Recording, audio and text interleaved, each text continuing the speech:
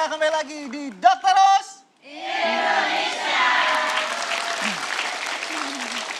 Kalau tadi kita bahas masalah kesehatan kulit. Sekarang ada satu sumber lagi yang cukup banyak dikonsumsi oleh masyarakat Indonesia, yaitu susu. Mulai dari susu apa aja, Dokter Rey? Susu tuh ada macam-macam ya. Sekarang variatifnya banyak sekali. Ada susu sapi seperti yang sering kita konsumsi, kemudian ada susu kambing, bahkan sampai ke air susu ibu untuk bayi-bayi. Iya, bersama kita sudah ada Dokter Yofi. Apa kabar, Dokter Yofi? Baik, Iya. Tapi Dokter Yofi ini ahli susu. Bukan ya? boleh baru belajar. Boleh, baru belajar. Oke, ini kita ingin membahas Ola tentang susu sapi versus susu kambing. Nah, bukan berarti kita harus mengatakan si susu A ini lebih baik dibanding susu B, tapi kita ingin menyampaikan informasi ada beragam reaksi tubuh sehingga akhirnya kita harus memilih si susu A atau susu B. Lebih baik. Oke. Tapi kalau Ola sendiri suka yang mana? Apa suka dua-duanya?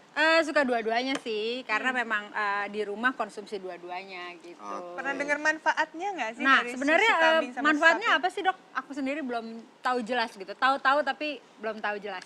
Nah, Oke, Dr. sebetulnya Yofi. baik susu kambing maupun susu sapi sama-sama mempunyai kandungan nutrisi yang baik untuk memenuhi kebutuhan hidup sehari-hari. Jadi dua-duanya juga sama-sama baiknya sebetulnya gitu. Oke. Karena di dalamnya tuh memang ada takaran gizi Iya. tertentu, tapi dari takaran ini yang membuat tubuh kita tuh berespon sesuatu sehingga akhirnya kalau kita ngalami kondisi kayak intoleransi laktosa mungkin ya, Oke. yang hampir banyak dialami oleh balita, di mana minum susu misalnya susu sapi akhirnya gampang mencret. Ya, mengalami diare, kolik gitu ya. Atau bahkan susah gangguan. pup juga bisa, ya kan? Ya, Iya. betul sekali. Oke, kita ingin membahas sedikit mengenai perbedaan atau perbandingan gizi dari susu sapi dan susu kambing. Apa yang perlu diketahui oleh pemirsa di rumah antara kedua susu ini, Dok? Oke, sebetulnya kalau kita bicara perbandingan nilai gizi, sebetulnya ini berdua bersaing sekali sebetulnya.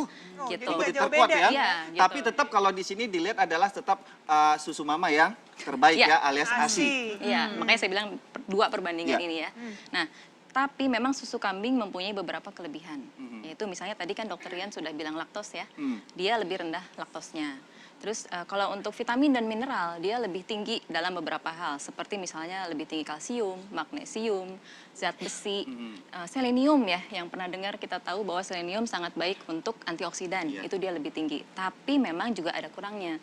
Kalau susu kambing dia agak kurang di asam folat sebetulnya Zat gitu. besi ya untuk Asam folat. Asam Jadi folat. untuk ibu Asam hamil. folatnya untuk ibu hamil ya. Ya, itu sebetulnya ini kalah dibandingkan susu sapi.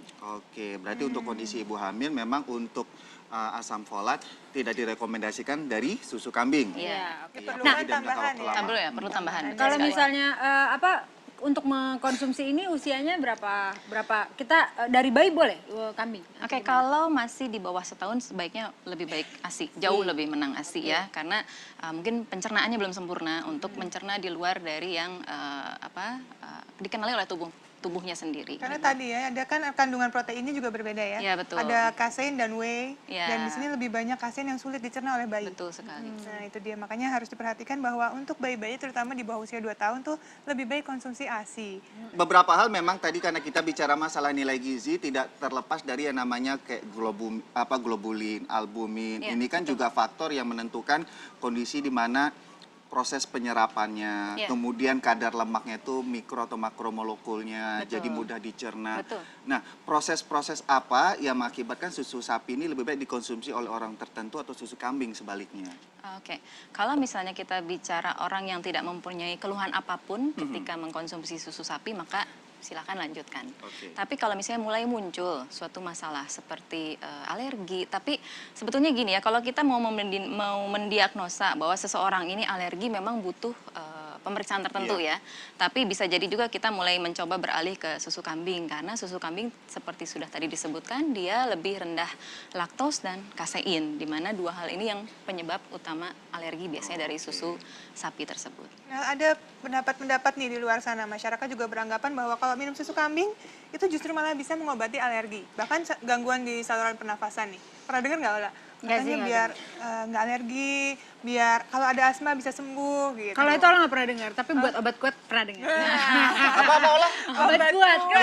Ibu percaya susu kambing buat obat kuat? Oh, ibu pernah percaya. Oh, sih.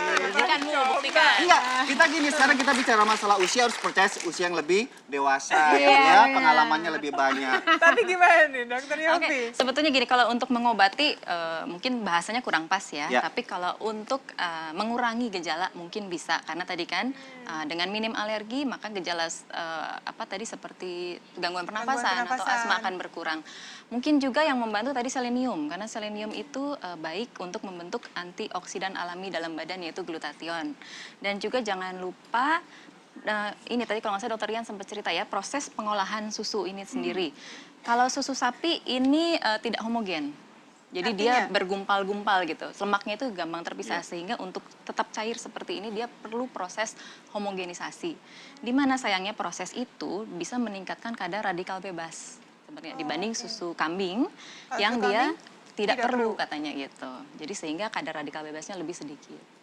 Iya, kalau kita melihat dari status warna, sekarang kan Iya. banyak sekali produsen susu sapi atau susu kambing. Nah, ini untuk warna asli kan ada kaitannya dengan kandungan seperti beta karoten atau Betul. vitamin A. Itu ada Betul. perbedaan nggak? Iya, memang susu kambing dia lebih tinggi ke vitamin A, sedangkan susu sapi lebih ke beta karoten sehingga warnanya agak sedikit lebih kuning atau oranye kali ya. Oke, ini kan seperti juga itu. untuk ibu-ibu di rumah karena banyak sekali penyedia susu jadi tidak mudah terkecoh ya. Iya. Susu siapakah ini sebenarnya? Susu ibu.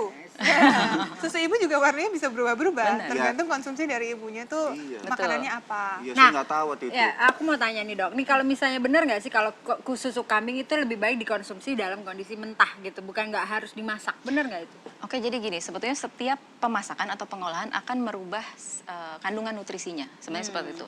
Semakin dipanaskan misalnya, dia akan semakin merubah strukturnya. Tapi hati-hati juga ketika kita mengkonsumsi yang benar-benar mentah, itu tetap ada resiko seperti infeksi ya, terkontaminasi maksudnya. Oh, oke. Bakteri, virus, segala macam itu yang harus dipikirkan Tetap juga. harus di Iya. Jadi bahan proses dengan pertimbangan. tepat, Mm-mm. ya. Jadi antara mentah dan ataupun dimasak itu udah terserah Iya. ibunya ya, Iya, siapa yang iya. mau konsumsi seperti itu. Bicara masalah susu kambing, ada pernyataan di beberapa media mengatakan apabila dikonsumsi dan jangka waktu panjang itu bisa mengakibatkan iritasi usus. Benar itu? Dok? Susu sapi apa Susu susu kambing? Gini, sebetulnya justru mungkin susu kambing sedikit lebih bagus ya daripada susu sapi untuk urusan pencernaan. Karena gini, susu kambing itu mengandung lebih banyak oligosakarida. Jadi dia itu adalah prebiotik, yaitu Ya. makanannya probiotik. Kita udah tahu ya bahwa probiotik itu bagus untuk membantu fungsi pencernaan. Iya, dan tubuh usus juga Ya, ya. satu lagi mungkin menurut beberapa penelitian susu kambing dinyatakan bersifat lebih basah daripada susu sapi. Gitu. Jadi sehingga orang-orang yang dengan gangguan mah akut ataupun mah kronis mungkin lebih baik memilih susu kambing karena sifat basahnya tersebut. Lebih aman jadinya ya. Iya. Iya, jadi masalah dari fungsi usus, kemudian fungsi sistem pencernaan, kemudian imun tubuh atau reaksi alergi, itu disesuaikan konsumsinya apakah susu sapi atau susu kambing. Tapi pada dasarnya kembali lagi ya pemirsa, ini bicara masalah kebutuhan sesuai dengan usia untuk anak-anak yang terutama dalam masa pertumbuhan di bawah 2 tahun, susu ibu atau ASI tetap pilihan nomor 1 ya. Terima kasih Dr. Yofi sudah hadir di Dr. Ros Indonesia. Terima kasih banyak. Iya, masih banyak informasi lainnya pemirsa, jadi jangan kemana-mana, tetap di Dr. Ros.